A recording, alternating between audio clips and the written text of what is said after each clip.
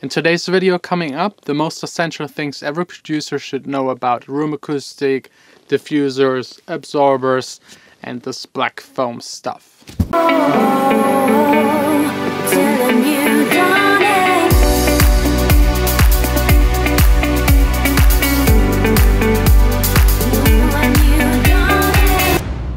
Hey guys, welcome to Chaos Studio day number 2. As you know, yesterday I finished the diffuser and I had to rearrange the entire place. It's still, as you can see, not the perfect place to make music, so I have to change that as fast as possible because I have to work actually on a couple of tracks, and this way it's just not possible. So let's get started.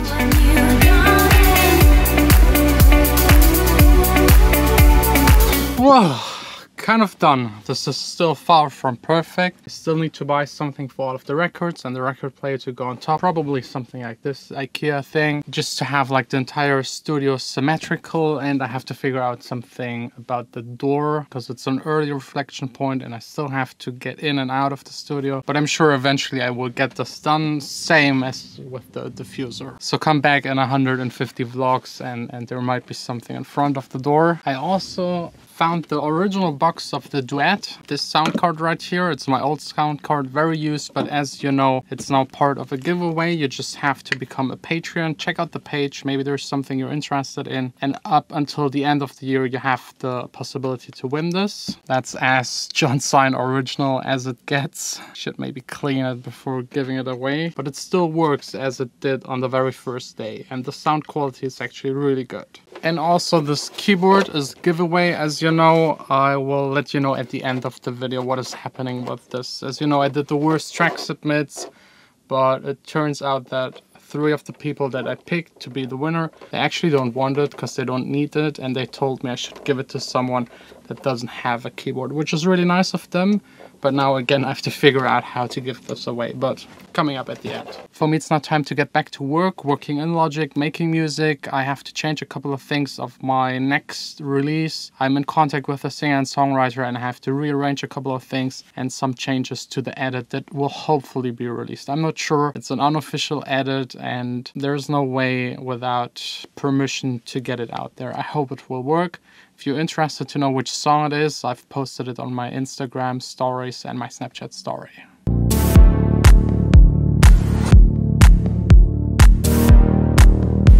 All done with work. Also almost all done finishing this. It's like a cake or bread, something in between. Super delicious from Italy, but it shouldn't be here in the studio. That's not good. And from the intro, you know, it's time for another Q&A. Didn't have time at the beginning of this week to make one, so why not now? As always, I asked you on Instagram stories and Snapchat stories to just send me your questions. Today it's a little special because I just asked you to ask me things that have to do with room acoustic, building your studio. So let's get right into it. Snapchat first. Oh God, first question. I have a very small studio, like 4 by 4 meters. What kind of treatment do I need? By the way, there is a slanted wall behind me. 4 by 4 meters is like extremely small. This room is already way too small for a studio actually. And that's by far the biggest factor when it comes to room acoustic is like the dimensions of your room. The bigger it is, the more time the waves have to travel, the less problems you will have with standing waves. Having too much bass, too little bass, this is all a problem of small rooms. The smaller the room, the bigger the problems. I had a room in Berlin where I was living for half a year. A big living room like 5 by 6 meters and 4.5 meters high. And I measured it and the frequency response was perfect, like plus minus 2 dB from 30 Hertz to 20,000 Hertz. That was the best room I've ever been in. Okay, it had a lot of reverb because there was nothing in it, but from the frequency response, perfect. And if you want to be really nerdy, there's something called Zepmeyer's room ratios.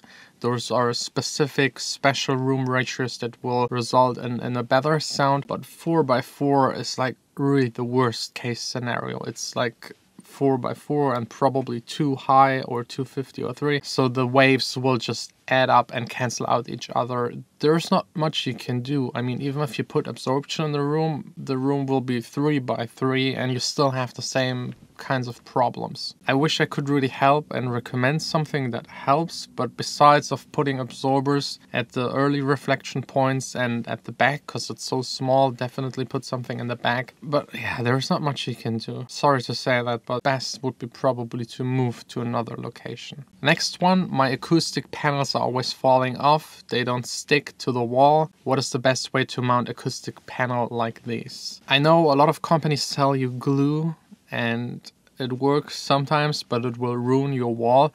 The best way to do it is actually, you see a few one of these acoustic foam things. They're not the best, don't use them. Maybe in a vocal booth, but not in a studio. They will just kill the high frequencies, leave the bass frequencies messy. As you can see here, there are a couple of holes in it because I've stapled it actually into the wall. If you get a good stapler with like air pressure, you can put this onto the wall in like 4 goes and that's it. It will stick to the wall, never come off. And if you want to take it off the wall, you just pull it straight out, and you will just have those small holes from the staples. So staple it to the wall.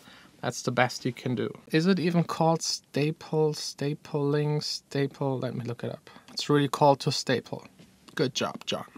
How did you build your absorbers? Basically, those are IKEA bookshelves. I put absorption material in it, around the fabric, and that's pretty much it. But I will have to build another one in a couple of days. I already ordered an IKEA bookshelf. It will arrive soon, and I will show you in detail, in depth, how to make these absorbers for just like 30 bucks. If you make your own absorbers with rock wool, like the tutorials on YouTube, does it work better or worse than the stuff you would buy usually? It will actually work better because you can make it fit to your room better. You will spend way less money. It might take a while, like building those diffusers, and you can make it thicker. Like most of the stuff that you can buy online is like 10 centimeters, maybe 15, but you will actually need like 25 to make it go low down to maybe 150 hertz. So everything you can buy is not really made for the low end. How can I proceed if I want some absorbers in my studio, my room, without sticking them to the wall with glue because the house don't belong to me? So yeah, basically the IKEA bookshelves, they're just standing here. I could move them, as you saw earlier in the video, any second. Next one by Eric. How much absorption is too much? I have 7 panels in my room, 1 on the roof and 3 on the roof, and 3 on each side, and I'm going to add some more, but I don't really know how much I do in here. If you have too much absorption, you will feel and hear it immediately. The room will start to be deaf. Like if you clap in your hands, you just hear the clap, no reverb at all. That's also the main reason I installed the diffuser. So if you want to have a perfect studio, you could make it all absorbing, like every corner, every ceiling, every wall, and then add reflectors back into it and diffusers, and this way you have full control over the reverb. I don't know why, but here in my room I have like really bad luck. I have a lot of waves between those 2 walls, so I need a little bit more absorption than I would usually recommend. Covering the early reflections is the first thing you should do, then the back wall, then maybe the front corners, then the ceiling corners and the back corners. And then really install back into your room panels that reflect certain frequencies. And at the end, and that's my number 1 tip, if you do any acoustic treatment to your studio, you first need to get one of these microphones. It's a measurement microphone. This right here is the Behringer ECM 8000. I think that's the most used one. And with it, you just put it at your sweet spot, measure your room with a software like Room EQ Wizard, and then you can actually tell if what you've done to your room is good or not. This is also coming up in a couple of days. I've rearranged so many things in here. I have to remeasure everything and also readjust the speakers and like the positioning of them, tilting them towards me, get them on ear level. This is all coming up in a couple of days, so don't forget to subscribe, enable notifications, and eat some cake. Last question for today. How can I tell if my current room setup is producing the best possible sound out of my speakers? Same answer as the one before. Get the measurement microphone, measure it. There is no other way to tell it. Acoustic waves, it's way too complicated. Like really way too complicated. Just imagine like a pool full of water and you throw into it one ball and the ripples that spread out on top of the pool, but they're also like in 3D space ripples. Then they hit the wall, bounce back, affect the ripples that come towards them. And with music, it's not like just throwing one ball into the pool, it's like throwing millions of balls into the pool. So it's crazy. If you turn up music in a room and you could see all of the waves bouncing around and doing their thing,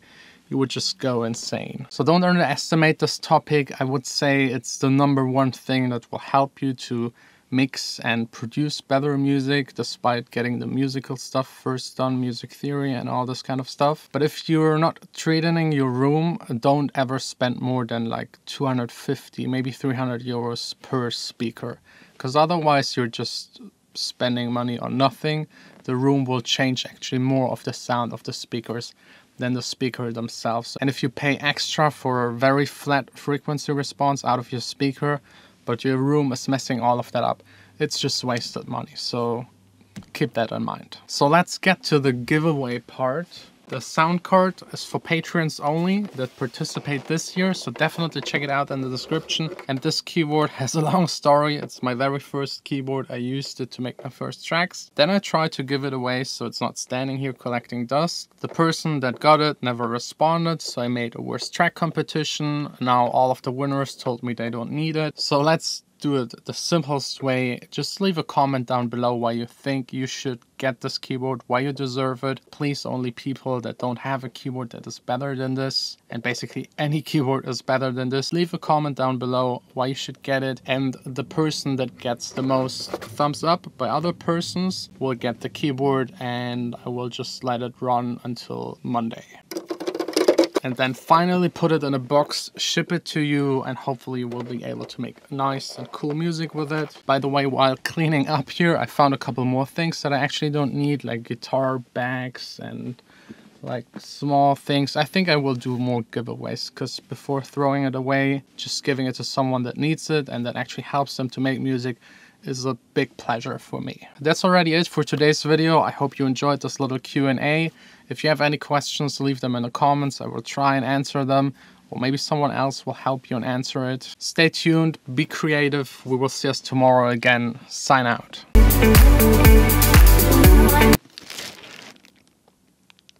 I don't know, looking at it, I think it's not from Italy. It looks more like French. I don't know, my parents told me they got it from Italy. But from whatever country this is, it's delicious.